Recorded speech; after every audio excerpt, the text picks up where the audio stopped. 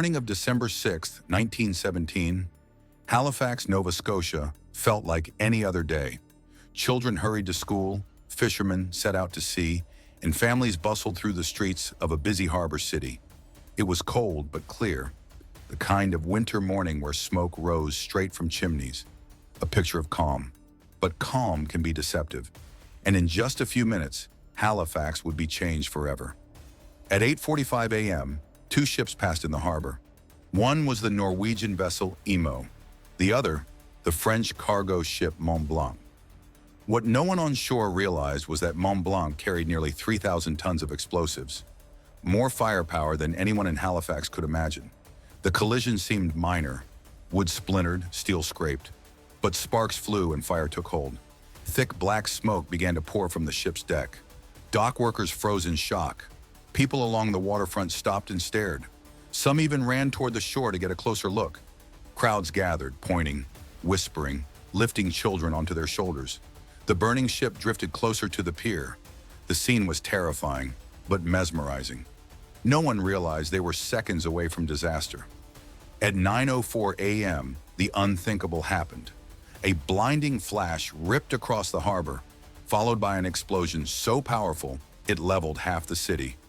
In a single instant, 1,600 buildings were flattened. Entire neighborhoods disappeared. Windows shattered 50 miles away. The sound of the blast carried for hundreds of miles. In the harbor, Mont Blanc was gone, consumed in a white-hot fireball. The shockwave blasted the seafloor bare, and then a massive wall of water surged outward, capsizing ships and sweeping bodies into the bay. On land, the devastation was beyond belief. Wooden houses splintered into kindling. A busy train station was crushed. Schools collapsed. Families were buried in the ruins of their own homes. Thousands were killed in the space of a heartbeat. And yet, this was only the beginning. Fires erupted across the wreckage, spreading through what little remained. Survivors stumbled through smoke, searching desperately for loved ones. The wounded filled makeshift hospitals. Doctors and nurses worked without pause, overwhelmed by the endless line of broken, burned, and blinded patients. By the end of that day, more than 2,000 people were dead. Another 9,000 were injured. Halifax, and once a thriving port, lay in ruins. But out of the ashes came resilience. Word of the disaster spread quickly. Trains carrying doctors, nurses, and supplies rushed from across Canada and the United States. Ordinary citizens risked their lives to dig survivors out of rubble. In time, Halifax began to rebuild. Yet the memory of that morning never faded.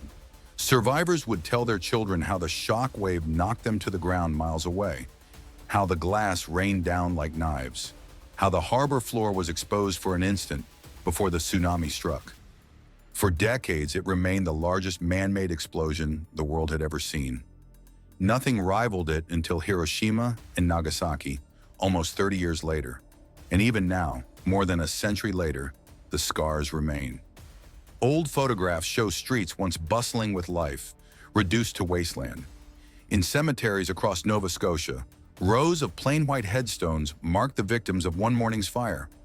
So what was the Halifax explosion? An accident? A failure of safety? Or simply the cruel price of chance? Whatever you call it, the lesson is the same.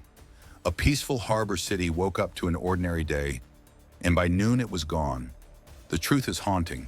Sometimes all it takes is a spark, a collision, and a few terrible seconds to erase an entire city from the map.